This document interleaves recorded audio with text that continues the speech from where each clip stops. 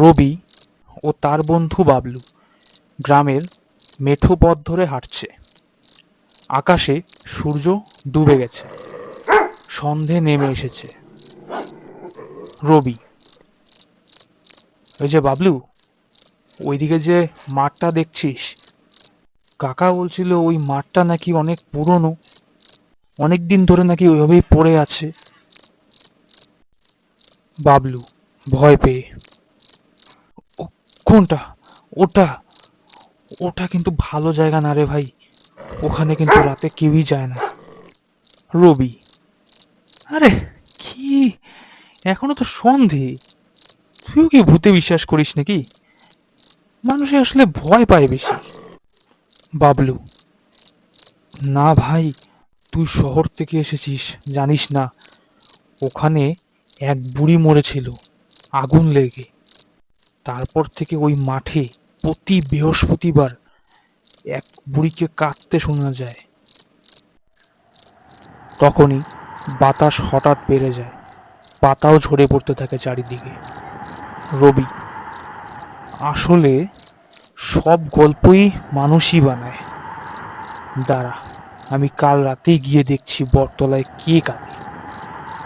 বাবলু: কি বললি?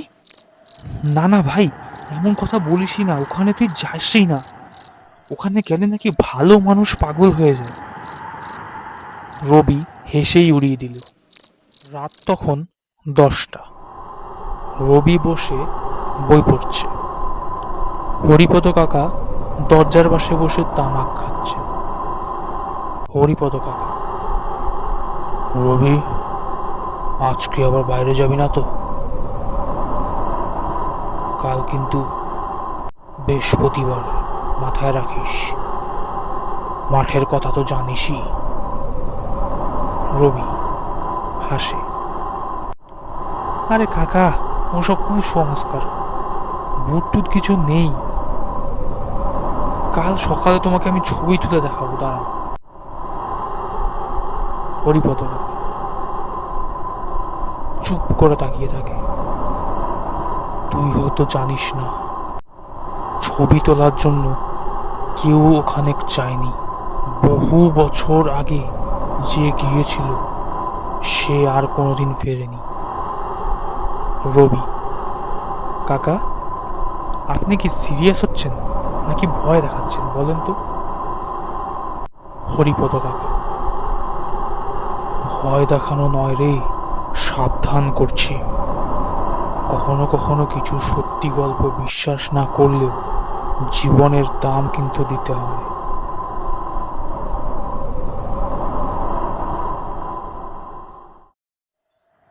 রবি হাতে টর্চ নিয়ে বের হয়। কুয়াশায় চারপাশ ঘিরে গেছে। বাবলুও লুকিয়ে লুকিয়ে পিছন থেকে তাকে অনুসরণ করে।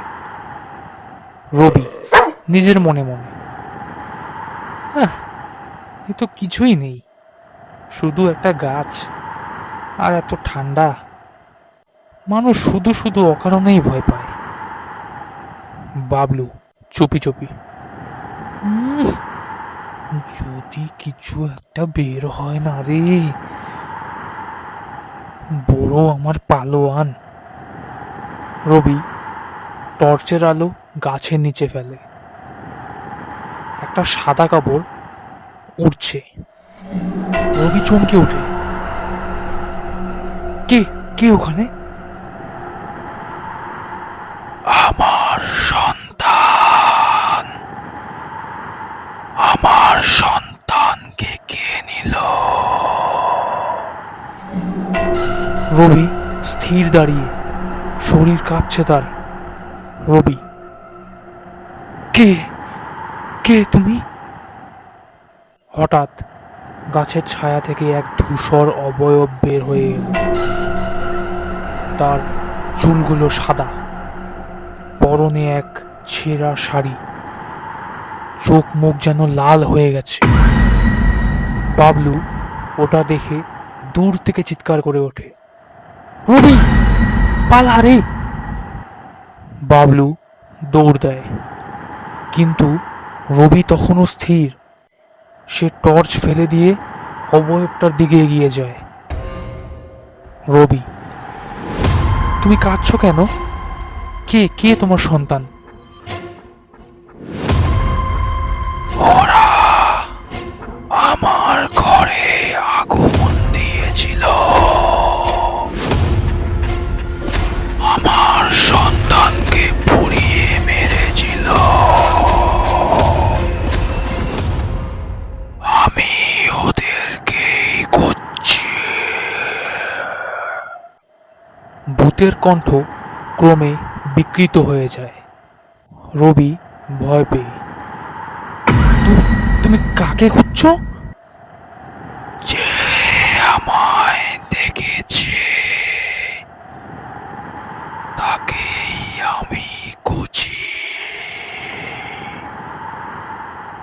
ভূত হঠাৎ চিৎকার করে উঠল।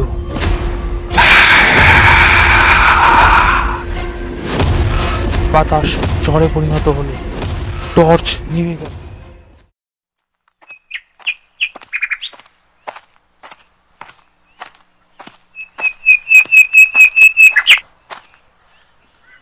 পরদিন সকাল, সেই মাঠের সামনে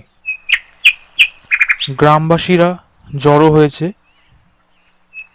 রবির টর্চটা তখনও মাটিতেই পড়ে আছে, কিন্তু রবি নেই।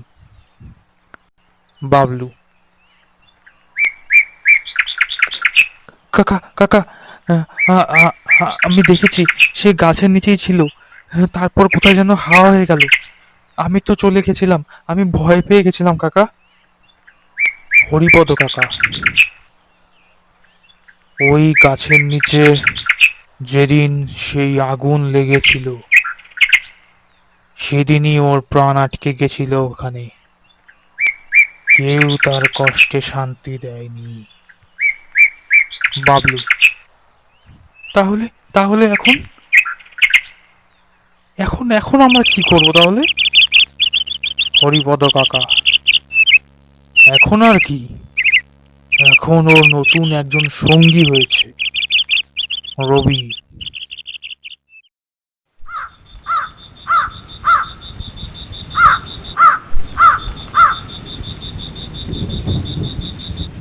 দিন পেরিয়ে রাত হয়েছে। চারিদিকে শুধু প্যাঁচার ডাক আর ঝিঝি পোকার আওয়াজ। তার সাথে চলছে হালকা হালকা বৃষ্টি। বাবলু গ্রামের সেই রাস্তা দিয়ে একা একা ফিরছে। তার মনে ভয়। হঠাৎ সে শুনতে পায়, বাবলু। সে থেমে যায়। গলার স্বরটা একদম রবির মতো, কিন্তু রবি তো এখানে নেই। বাবলু, রবি, এটা এটা কি তুই নাকি? ঠিক যেইখান থেকে রবি উধাও হয়েছিল সেখানেই এক ঝলক আলো এসে পড়ে এবং রবিও দাঁড়িয়ে। রবির মুখে হালকা হাসি। রবি, হ্যাঁ বাবলু, আমি। ও আমাকে ওর সাথেই নিয়ে গেছে। বিশ্বাস কর, ও খুব একা রে। বাবলুর শরীর কেঁপে ওঠে। রবি, কিন্তু এখন ও আর একা নয়। হঠাৎ আবার রবির শরীর বাষ্প হয়ে মিলিয়ে যায়। বাবলু চিৎকার করে ওঠে, না না রে রবি, ফিরে আয় রবি, তুই কোথায় চলে গেলি রবি, ফিরে আয়। কিন্তু সেখানে এখন আর কিচ্ছু নেই, শুধু চারিদিকে বাতাস বইছে, বৃষ্টি পড়ছে আর গাছের পাতা নড়ছে। না না না, একদমই না, এখানেই শেষ নয়। খুব শীঘ্রই দ্বিতীয় পর্ব নিয়ে ফিরছি। তার জন্য অপেক্ষা করুন এবং চ্যানেলটিকে সাবস্ক্রাইব করে রাখুন। তাহলে আপলোড করা মাত্রই আপনার কাছে ভিডিওটি পৌঁছে যাবে। নমস্কার।